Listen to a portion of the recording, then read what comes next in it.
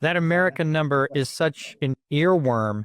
It made me think about, I was thinking about, I'm like, is, do you wake up some nights with America running through your head? Like that is such a catchy tune for to have been, and it's just, wow. That's the thing about the American number. It's such a wonderful number, and a choreographer named Peter Gennaro helped Jerry Robbins with some of the choreography in that number. But we had so much fun, so much fun doing that number because we'd play with each other between takes as well. And Bob and Jerry were great. They really let us play. We even ruined some takes in the course of playing, but the spirit was so potent that it was wonderful for everybody involved.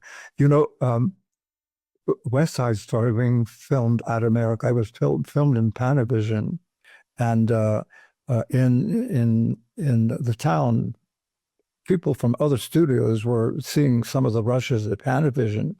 So the word was out. We learned the word was out about there was this movie being made at Goldwyn Studios with all these kids, and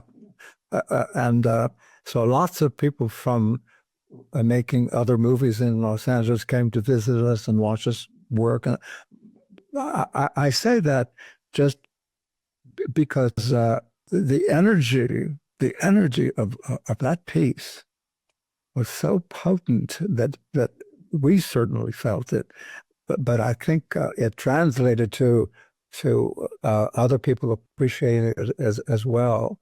But the American number was especially because of what it was about.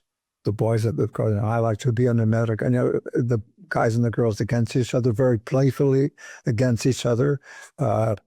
Was it was just beautiful. The working on it, and there was one place where we're out that there's a section in American number where just the three guys with me in the middle, and in that section there's just a double pirouette. And while we were rehearsing, I was still getting my traction on the floor. So in rehearsal, I just did one pirouette, not three. And Jerry very nicely came up to me and he said, are you just going to do one pirouette? He said very quietly like that. Of course, anyway, funny things like that. Also, I can remember shooting the prologue in New York, and between takes, we were waiting for things to resume.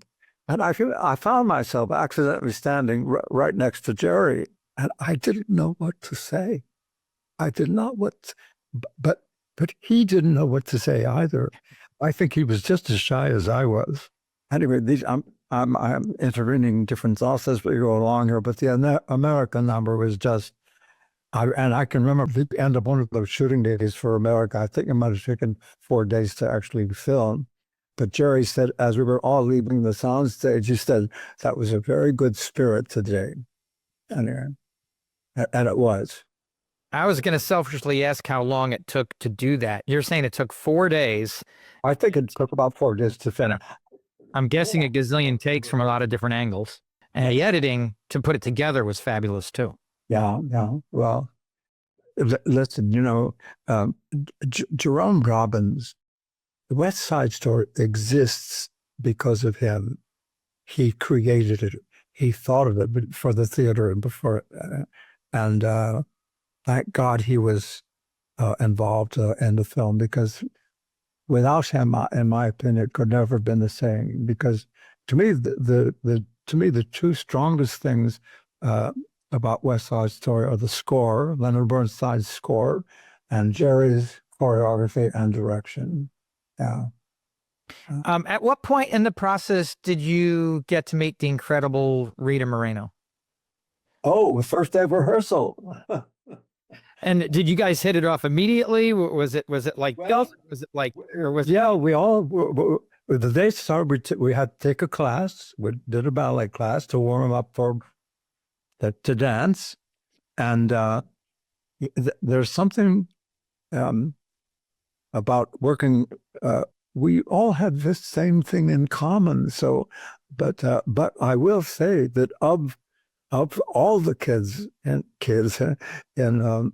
West Side Story, there were two in particular that I had a very close bond with, and one was, of course, Rita, who remains a friend now, and the other was this wonderful girl, Yvonne Othan, who we lost just a couple of years ago.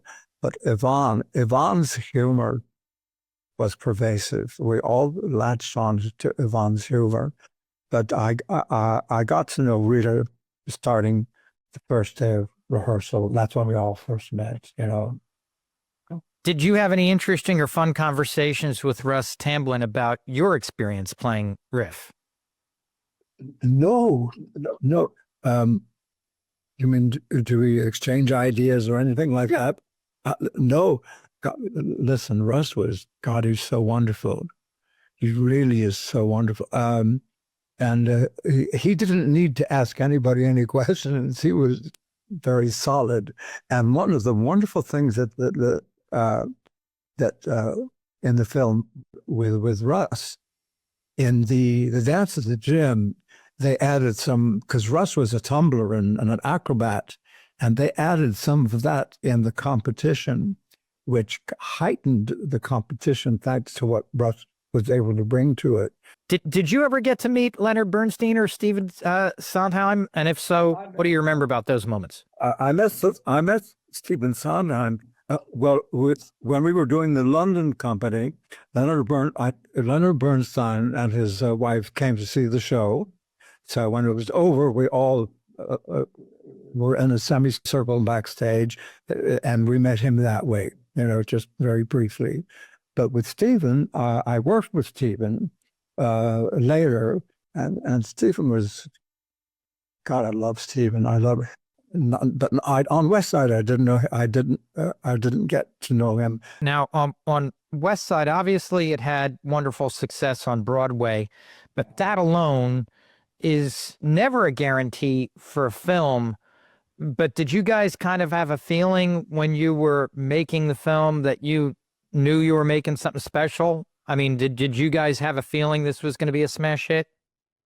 Well, I don't know if we thought about success or money or anything. We just loved what we were doing. And one day, between shots, I was standing out, I don't know with who, in the alley talking to each other, and there were two gentlemen there, I think from the front office, and I heard them talking, and one of them said, I think this is verbatim, we don't know if we'll have a commercial success, but we think we might have an artistic success. Yeah. That actually, I can promise you, they actually said, I heard them say that, you know. But I never thought of things like that, because that wasn't important to me. I didn't, you know, I was just hoping we were all trying to be the best we could with the film, you know. Yeah. Selfish question. What scene from the film was the hardest to do? I guess maybe the hardest would be the rumble. I remember how much in the theater playing Riff, how much I loved the rumble, because I had to do some pretty acrobatic things myself in the rumble playing Riff, but just wonderful stuff. But you know, I never thought of anything as being difficult. We were just so taken about what we were doing that that's how I never thought of anything as being difficult. You know, I just hoped that I was pleasing Jerry and Bob Wise. That's what I hoped for, you know. Yeah. Obviously, the film released, amazing success, award season comes. When did you first get the first inkling that your name was being discussed for Best Supporting Actor? I think it was 1960 or 61. West Side Story was the film for the Royal Command Performance Film for the Queen in London at the Leicester Square Theatre.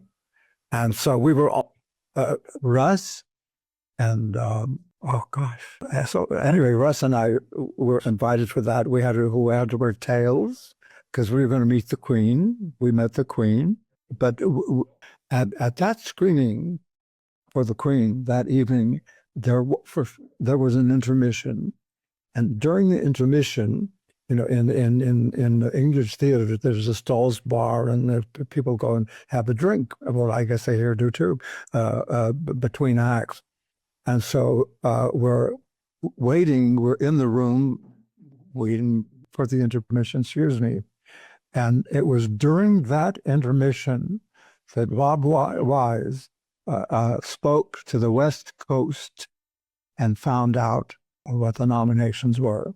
And he told me that night, yeah, and there were quite a few, but I was lucky. I'm one of them. When they called your name at the Golden Globes, what's going through your mind? Did you expect anything at all based on what you've been hearing, or was it truly kind of out of the blue? I don't remember the Golden Globes exactly. That was a different kind of evening. That for the Academy Awards, of course, it was in the theater and all of that. And Rita and I attended together. I remember when the car came and got me first, then we went to her. And as she was closing the door to her home, she said, "I'm practicing my loser's face." Anyway, so we're sitting there and in the theater, and the ceremony is going on. And the best way I can describe how I might have felt is if you're buying a lottery ticket, you don't expect to win, but you kind of hope that you might. It was something like that, because I don't know what I expected, but I just didn't. It's more like I described with the lottery. You buy a ticket and you hope you'll win, that you sure with the lottery you don't expect, because the odds are. And there you are at Oscar night. Best Supporting Actor comes up. Bob Hope announces the category before Shirley Jones lists the amazing actors that are in the category. If I remember correctly, I think it was like Montgomery Clift, Peter Falk, George C. Scott, and Jackie Gleason from, It was a hot year. It really was, yes. It was. So they're reading the actress side as well, too. Yeah, they're reading the names, and then, what's going through your head at that time? And then your name's called, and you walk up and you gave possibly the shortest acceptance speech of all time. Yeah. Well, now everybody does something very different. Things change. But at that time, nobody said, "George, you should do this." And I didn't think of doing anything, so I didn't. I didn't know what to say other than what I said.